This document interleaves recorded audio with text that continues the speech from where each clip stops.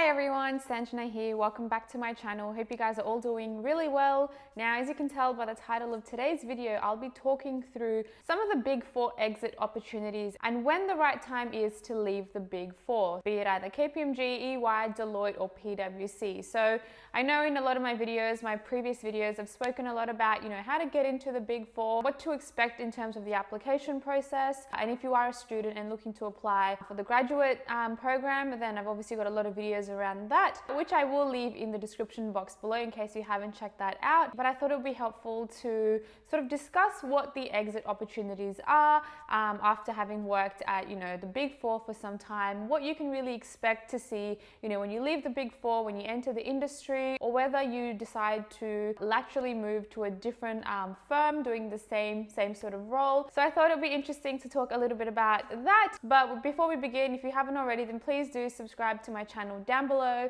and let's just get started on today's video. So before we jump into it, I just want to mention a little bit about the different stages of working up the corporate ladder at a Big Four firm and basically what the different levels are. So I'm going to identify these in terms of 5 different categories. So if we begin from the bottom level, so we're looking at your entry level sort of programs. So we're looking at your consultant, analyst, grad, or associate type roles. So these roles typically sit at the bottom of, let's say, a triangle that we've got here. So those roles at the bottom here are the ones which require you to sort of perform, do the duties, undertake all of the activities, do all of the hard sort of nitty-gritty detailed work. If you're in this role, then you would typically be in this role for about 2.5 years. Generally, that's what the rule of thumb is. Up to 2.5 years is when you can sort of then get promoted to the second level. But I know there have been a lot of instances when I've worked at Kpmg where a lot of the people had actually been promoted earlier than that, and they've actually been fast-tracked as well. So depending on how you perform at work,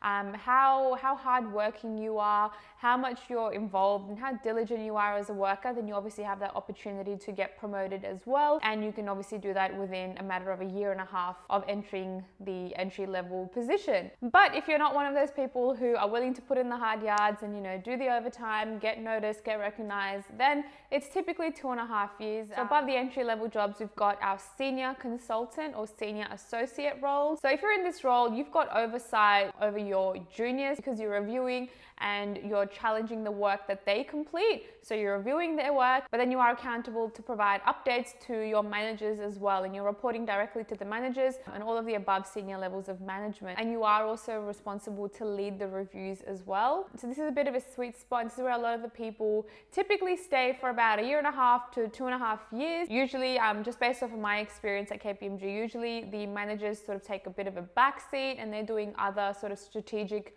activities. Whereas if you're a senior consultant, then you are required to do basically the reporting, providing updates, and all of that sort of important stuff. So you do get to have a bit of a backseat from doing the nitty-gritty tasks, testing yourself, and all of the tasks which you don't want to do, but you're doing a lot of the reviewing. So you're doing a lot of the higher level sort of stuff. So if you are looking to get promoted, you typically need to be in this role for about 2.5, 3.5 years.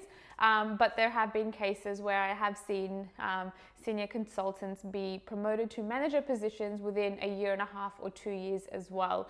This is obviously all based off of my experience working at Kpmg, and I've seen this happen where people are definitely getting promoted a lot earlier than they need to be. So this all depends on a few factors as well, like whether there is a position made available, the resourcing levels. There's a lot of factors to consider as well. It could be different at another organization, so be mindful of that. And then if we move up to the sort of manager, assistant manager, or senior manager type roles, you are basically required to bring in the business, find the clients, reach those targets. You've got sales targets, you've got to reach those as well. And you're basically managing all of the politics, all of the levels above you as well. So you are the main person. You need to know what's going on.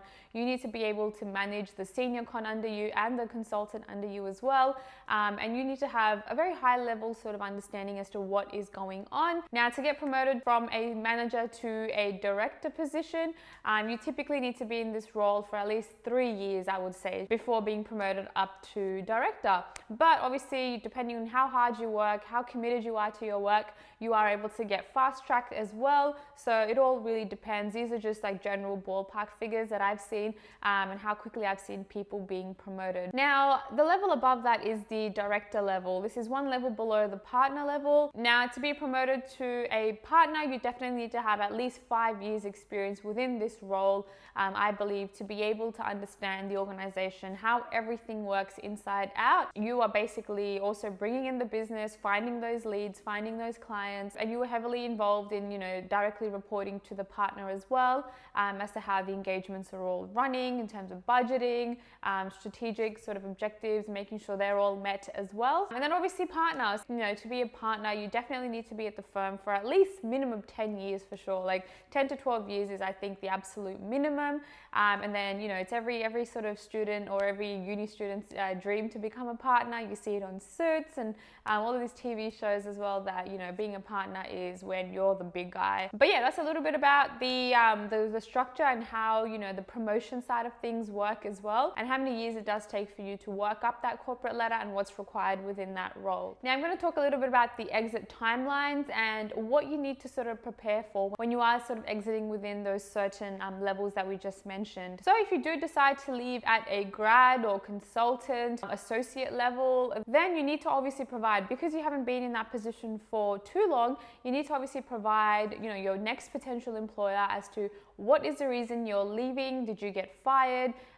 What was it that really made you change? Because you obviously don't have that much knowledge about the firm and how everything's sort of undertaken. So you definitely need to sort of pitch this to your potential employer as to why you're leaving your previous role. Now, for me, as you guys all know, I left Kpmg within 2.5 years. I left just before becoming a senior consultant. My main reason for leaving my job and pursuing a job in the industry at a bank is because I obviously took up a secondment opportunity within a bank during my time at Kpmg. So I had really good understanding as to what the work sort of involved, what it entailed, and I was really comfortable seeing myself in that sort of field. It was that I really enjoyed working with the client. So in this case, the bank was our client, and I really enjoyed working with them, and I love the organization, the culture, things like that. So you need to be able to provide these reasons if you are leaving at such an early sort of entry-level job. It's something that I don't actually recommend, leaving within 1 year, 1.5 years. I think you need to be there at least, 2.5 years to get a solid understanding of what it is that you are doing, so you're able to make a better informed choice. And during this early entry level as well, you are able to, by that time, have completed your CPA or CA as well, because I think that typically takes about a year or a year and a half.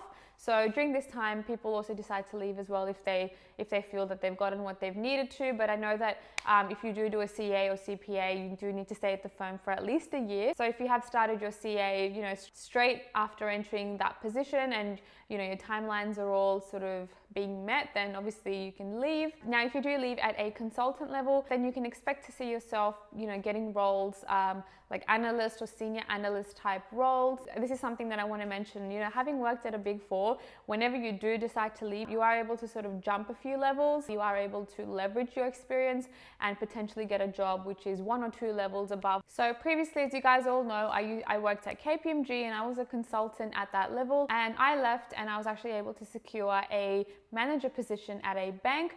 So I essentially jumped 2 levels. I bypassed the senior consultant role completely.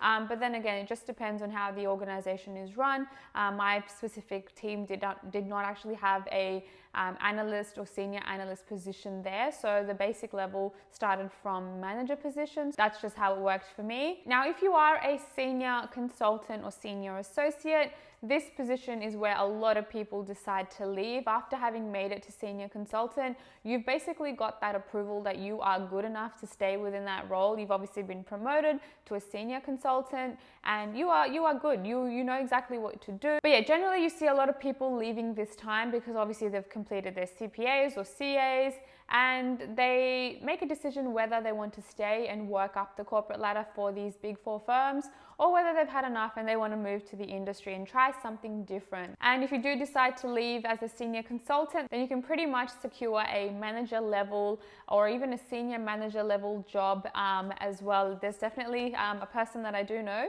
who was actually a senior consultant or a senior accountant or associate, and they were able to get promoted to a senior manager position, also again jumping 2 levels above their position. So definitely I feel like the opportunities with working at a big four do allow you to leverage your experience and jump up a few hurdles and bypass sort of, you know, that second level and then get onto that third level. So you can definitely see the positives in, you know, working at a big four, leveraging all that you've learned and experienced, and just taking that and, you know, fast tracking yourself throughout your corporate career. And obviously if you are at a manager level and you decide to leave, then obviously you can get senior manager or even executive manager positions. It's all about, you know, how you present yourself in these interviews, how you can really show those skills that you have actually, you know, developed them and you do have experience within it. So those are the few of the timelines and what you can expect when you are sort of exiting these big four firms. I'm going to talk a little bit about what your actual exit opportunities may look like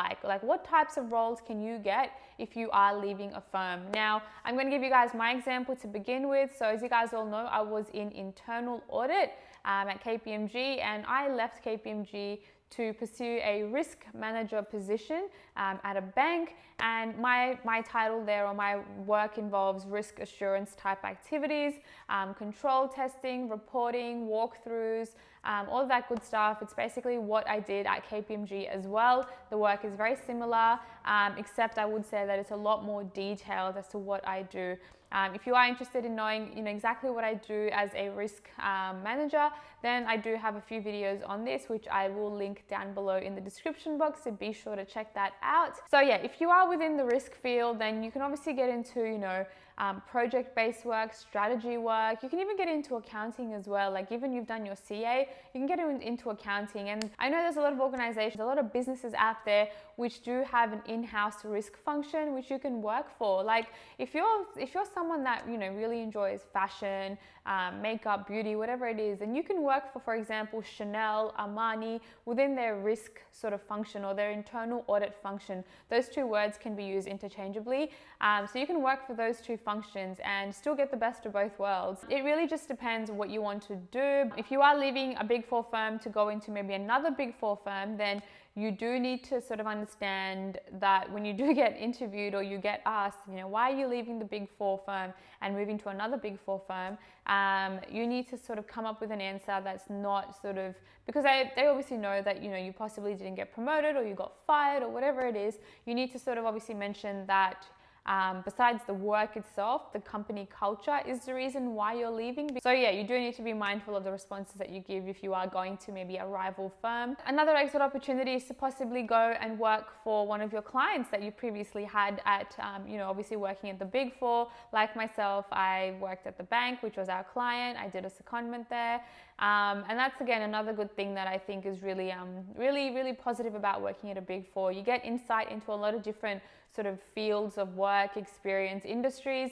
And if you haven't seen my video on the pros and cons of working at a big four, again, I'll leave that down below if you guys are interested. But there are a lot of opportunities to see and feel and try a few things out. So just having worked with your client, making sure that you're, you know, networking while you're there, if you know that you are definitely going to leave, really does help to secure that position. And last but not the least, you can start up your own company. Like, if you've become a risk consultant, risk manager, then yeah, a lot of exit opportunities are for you to sort of start maybe your own consulting company, start your own sort of risk services, risk advice services. I think within the risk field, there are a lot of opportunities available, but obviously depending on the type of work you do at the big four, there will always be a position for you to find outside of the big four and go into the industry. So just a matter of researching and finding out what it is that you like. And if you have actually exited from the big four, I do want to hear from you guys down below. If you can leave a few lines as to, you know, what you are doing after leaving the big four, what industry you're in. I think this would be a really good way for other people to also get a little bit of insight as to,